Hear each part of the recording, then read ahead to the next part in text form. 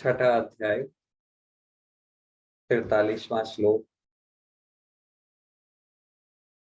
कल हमने पढ़ा था कि साधना करने वाले दो तरह के होते हैं, एक वासना सहित और एक वासना रहित। वासना सहित जो होते हैं वो यदि अंत समय में योग भ्रष्ट हो जाए तो उनका स्वर्ग का सुख भोगकर श्रीमंतों के घर में जन्म लेते हैं।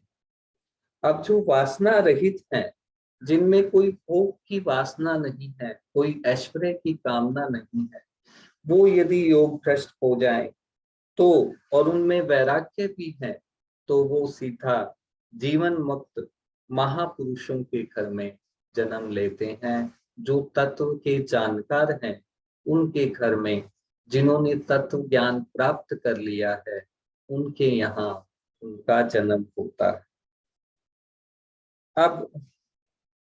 अब जन्म होने के बाद क्या होता है? हे कुरुनंदन, वहां पर उसको पहले मनुष्य जन्म की साधन संपत्ति अन्यास की प्राप्त हो जाती है। फिर उससे वह साधन की सिद्धि के विषय में पुनः यत्न करता है। संसार की विरक्त उस साधक को स्वर्ग आदि लोकों में नहीं जाना पड़ता। जो वासना रहित है, जिन्होंने पिछले जन्म में काफी साधना की है, तो उनको स्वर्ग आदि लोकों में नहीं जाना पड़ता। उसका तो सीधा योगियों के कुल में जन्म होता है। वहां उसको अनायास ही पूर्व जन्म की साधन सामग्री मिल जाती है। जो पिछले जन्म में उसने जो साधना की है, उसके संस्कार उसको मिलते हैं, उसके चित्त में जमे हुए होते हैं। जैसे किसी रास्ते पर चलते चलते नींद आने लगी तो वह वहीं किनारे पर सो गया। कोई रास्ते पर चल रहा है, उसको नींद आने लगी तो वह वहीं किनारे पर सो गया। अब जब वह सोकर उठेगा तो उतना रास्ता उसका तय किया हुआ ही रहेगा, उसके आगे ही उसको जाना होगा। जितना उसने रास्ता तय कर लिया वह उसको तय करना नहीं पड़ेगा। ऐसे ही पूर्व जन्म में उसका जितना साधन हो चुका है, जितनी साधना हो चुकी है, जितने अच्छे संस्कार पड़ चुके हैं, वे सभी इस जन्म में प्राप्त हो जाते हैं, जागृत हो जाते हैं। जो साधक वासना रहित अंत समय में योग भ्रष्ट हो जाता है, एक तो वहां उसको पूर्व जन्म के बुद्धि संयोग मिल जाता है। पिछले जन्म में जो साधना की वो तो उसे मिल ही जाती है संपत्ति के रूप में। उस साधना के संस्कार तो मिल ही जाते हैं और वहां का अच्छा होने से साधन की और अच्छी बातें मिल जाती हैं। यदि किसी जीवन मुक्त योगी के घर में जन्म लेगा तो वहां का वातावरण बहुत ही पवित्र होगा। साधन की युक्तियां मिल जाती हैं। ज्यों ज्यों नई युक्तियां मिलती हैं, ज्यों ज्यों नई युक्तियां मिलती हैं, त्यों त्यों उसका साधन में उत्साह बढ़ता है। इस तरह वह सिद्धि के लिए विशेष तत्परता से शीघ्रता पूर्वक यत्न करता है सिद्धि पाने के लिए। परमार्थिक उन्नति सब की है, परमात्मा की ओर जाने की जो उन्नति है वह स्वयं की है और सांसारिक उन्नति पर की है। क्योंकि हम परमात्मा के अंश हैं तो परमार्थिक उन्नति जो भी हमारी होगी वह हमारे स्वरूप की होगी और सांसारिक उन्नति दूसरे की होगी, वो हमारे स्वरूप की नहीं होगी, वो परिवार की होगी, समाज की होगी। इसलिए सांसारिक पूंजी तो नष्ट हो जाती है। संसारिक पूंजी जो भी है हमारी, वो तो हमारा जीवन समाप्त होने पर वो पूंजी यहीं रह जाती है, वो नष्ट हो जाती है। पर परमार्थिक पूंजी साधना जो है, जितनी साधना हमने की है, जितना हम परमात्मा के करीब जाने का हमने प्रयत्न किया है, वो हमारी वास्तविक पूंजी है। वह योग भ्रष्ट होने पर, वह अंत समय में यदि हम योग से विचलित हो भी गए तो वह नष्ट नहीं होती। हमने जो साधना कर ली उसका फल हमको मिलेगा ही मिलेगा। वो साधना हमारी अगले जन्म में पूंजी बन जाएगी। हमें चाहे परमात्मा की प्राप्ति हुई हो या ना हुई हो, लेकिन हमारा प्रयास करना हमारा कर्तव्य है। परमार्थिक उन्नति ढक सकती है, मिटती नहीं है। परमात्मा की ओर जाने की जो साधना की है वह अप्रकट हो सकती है, समाप्त नहीं हो सकती। समय पाकर जब समय आता है वह प्रकट हो जाती है।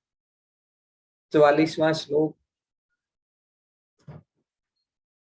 अब जो श्रीमानों के घर में जन्म लेता है उसकी क्या दशा होती है। एक तो बतलाया कि जो योगियों के घर में जन्म लेता है, जीवन मुक्त महात्माओं के घर में जन्म लेता है, उसका भगवान ने बता दिया पिछले श्लोक में। अब जो श्रीमानों के घर में जन्म लेता है उसकी क्या दशा होती है।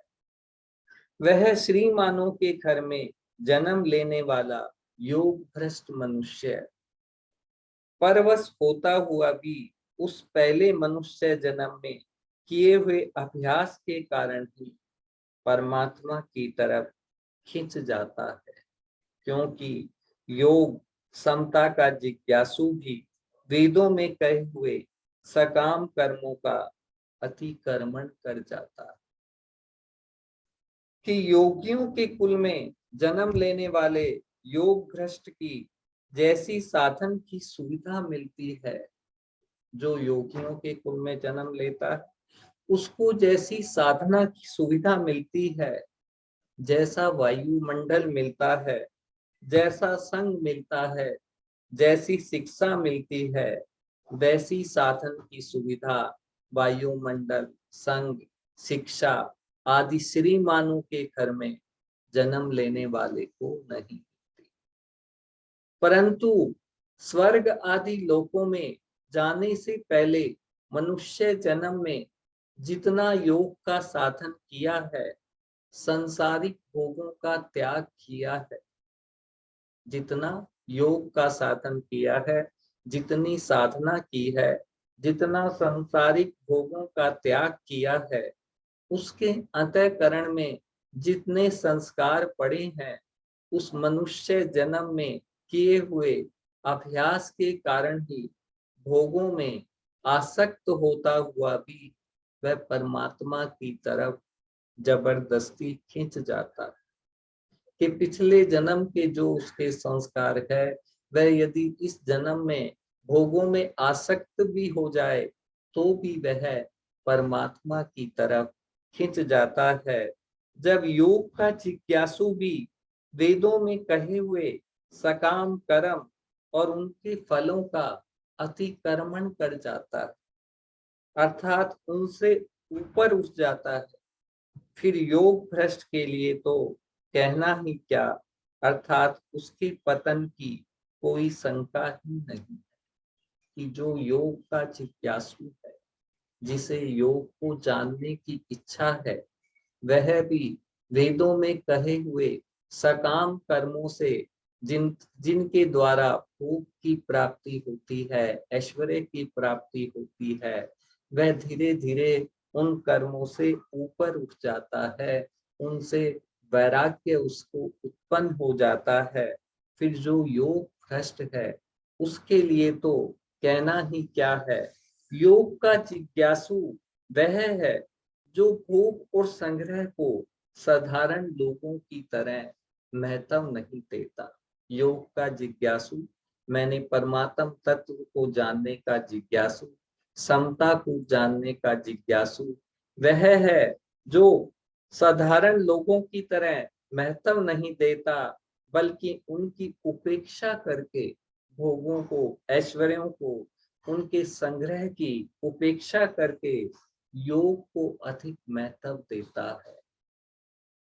उसकी भोग और संग्रह की रुचि मिटी नहीं है, पर सिद्धांत से योग को ही महत्व देता है। उसके मन में संग्रह की कामना भी है, भोग की कामना भी है, पर वो जो प्राथमिकता जो है उसकी, वह योग है, वह योग को महत्व देता है। इसलिए वह योगारूढ़ तो नहीं हुआ, पर योग का जिज्ञासु है। उसे तत्व की प्राप्ति तो नहीं हुई, पर वह तत्व की प्राप्ति करना चाहता है, योग को प्राप्त करना चाहता है। इस जिज्ञासा मात्र का यह महत्व महात्म्य है कि वह वेदों में कहे हुए सकाम कर्मों से और उनके फलों से ऊंचा उठ जाता, कि वह जब परमात्मा को प्राप्त करना चाहता है तो वह सकाम कर्मों को करते हुए भी उसके मन में वैराग्य उत्पन्न हो जाता है, वह उनसे ऊपर उठ जाता है और उसका परमात्मा प्राप्ति की ओर अग्रसर हो जाता है। यदि साधक आरंभ में समता को प्राप्त न भी कर सके, समता जो है वह योग का ही नाम है। समता की प्राप्ति मैंने परमात्मा की प्राप्ति है। यदि साधक आरंभ में समता को प्राप्त न भी कर सके, तो भी उसको अपनी रुचि या उद्देश्य समता प्राप्ति का ही रखना चाहिए।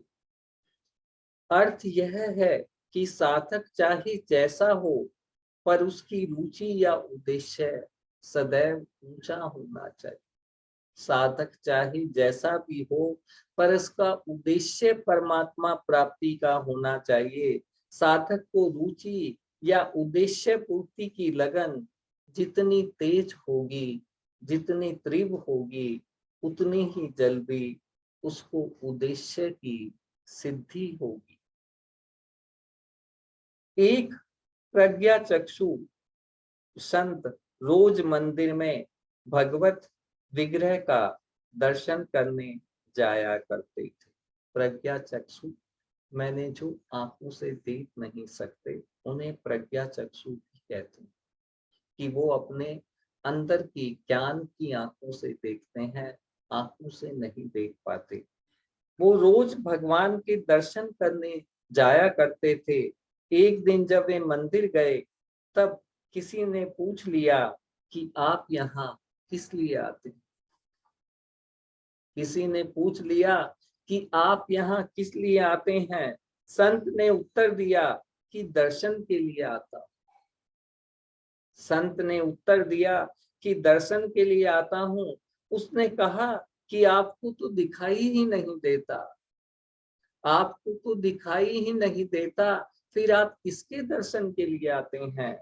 संत बोले, मुझे नहीं दिखाई देता तो क्या, मुझे नहीं दिखाई देता तो क्या, भगवान को भी दिखाई दे, भगवान को तो दिखाई, भगवान मुझे दिखाई नहीं देता तो क्या, भगवान को भी दिखाई नहीं देता। मैं तो उन्हें नहीं देखता, पर वे मुझे देखते हैं। मैं उन्हें नहीं देखता, पर वे मुझे देखते हैं। बस इसी से मेरा काम बन जाएगा। वो मुझे देख रहे हैं, इसी से मेरा काम बन जाएगा। इसी तरह समता को प्राप्त भले ही न कर सके, हम चाहे परमात्मा को प्राप्त हम भले ही न कर सकें, हम योग में भले ही स्थित न हो सकें, फिर भी हमारी रुचि, हमारा उद्देश्य समता का ही रहना चाहिए, जिसको भगवान देखते ही है। हमारा उद्देश्य मनुष्य जन्म पाकर, हमारा उद्देश्य परमात्मा प्राप्ति का होना चाहिए। तो परमात्मा तो देख ही रहे हैं। आज इस जन्म में यदि नहीं हुआ तो प्राप्ति कराना उनका काम है, हमारा काम नहीं है। उनकी कृपा होगी तभी प्राप्ति होगी, और जब हमारा उद्देश्य होगा तो उसकी प्राप्ति अवश्य होगी, उसमें कोई संदेह नहीं है।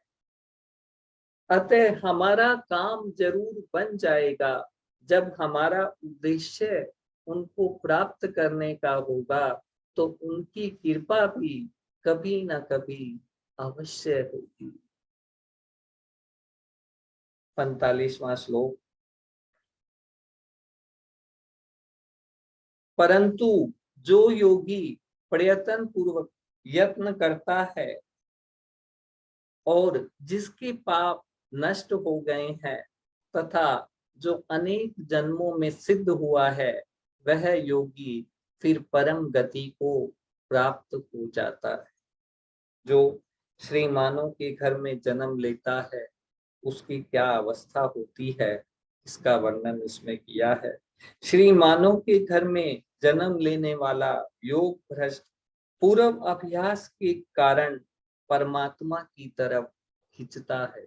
पिछले जन्मों के अभ्यास के कारण परमात्मा की ओर खींचता है और वर्तमान में भोगों के संग से संसार की तरफ खींचता है। वर्तमान में भोगों का संग जो है, भोग जो प्राप्त हो रहे हैं, तो उनके कारण संसार की तरफ खींचता है। अगर वह प्रयत्न पूर्वक सूरवीरता से भोगों को त्याग कर दे तो वह परमात्मा को प्राप्त कर लेगा। यदि वो अपने विवेक से, शूरवीरता से भोगों का त्याग कर दे तो वह परमात्मा को प्राप्त कर लेगा। उसके अंतःकरण के सब दोष, सब पाप नष्ट हो गए हैं, अर्थात परमात्मा की तरफ लगन होने से उसके भीतर भोग, संग्रह, मान, बड़ाई आदि की इच्छा सर्वथा मिट गई है। जो प्रयत्न पूर्वक यत्न करता है उसके प्रयत्न से ही मालूम होता है कि उसके सब पाप नष्ट हो चुके हैं, क्योंकि प्रयत्न वह तभी कर पाएगा जब उसके पाप नष्ट हो जाएंगे। जब तक उसके पाप रहेंगे तब तक वह प्रयत्न नहीं कर पाएगा। पहले मनुष्य जन्म में योग के लिए यत्न करने से शुद्धि हुई कि पहला जन्म हुआ, उसमें उसने योग के लिए प्रयास किया, योग के लिए यत्न किया, तो उसके अंतःकरण की शुद्धि हुई। फिर अंत समय में वह योग से विचलित हो गया और स्वर्ग आदि लोकों में गया तथा वहां भोगों से अरुचि होने से शुद्धि हुई और फिर यहाँ शुद्ध श्रीमानों के घर में जन्म लेकर परमात्मा प्राप्ति के लिए यत्न करने से शुद्धि हुई। इस प्रकार 3 जन्मों में शुद्ध होना ही अनेक जन्म सिद्ध होना है। दूसरी बात, मनुष्य मात्र प्रयत्न पूर्वक यत्न करके परम गति को प्राप्त कर सकता है, अपना कल्याण कर सकता है। कारण कि भगवान ने यह अंतिम जन्म इस मनुष्य को केवल अपना कल्याण करने के लिए ही दिया है। अगर वह मनुष्य अपने कल्याण करने का अधिकारी नहीं होता तो भगवान इसको मनुष्य जन्म ही क्यों देते। कि अगर यदि यह अपने कल्याण करने का अधिकारी नहीं होता, यदि इसके पूर्व जन्म के पुण्य नहीं होते तो वह मनुष्य जन्म ही क्यों मिलता। अतः जब मनुष्य शरीर दिया है तो मुक्ति का पात्र है ही। अतः मनुष्य मात्र को अपने उद्धार के लिए तत्परता पूर्वक यत्न करना चाहिए, प्रयास करते रहना चाहिए। सिद्धि मिले या ना मिले, सिद्धि मिलना या ना मिलना यह उनके हाथ में है, लेकिन प्रयास करना हमारे हाथ में, साधना करना हमारे हाथ में है। चाहे पूर्णता हो या ना हो, पूर्णता तो उनकी कृपा से होगी, और हम प्रयास करेंगे तो उनकी कृपा भी हमें अवश्य मिलेगी। बोलो वृंदावन बिहारी लाल की जय। जय जय श्री राधे श्याम।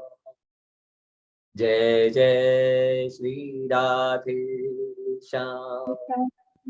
बोलो स्वामी राम सुखदास जी महाराज की जय।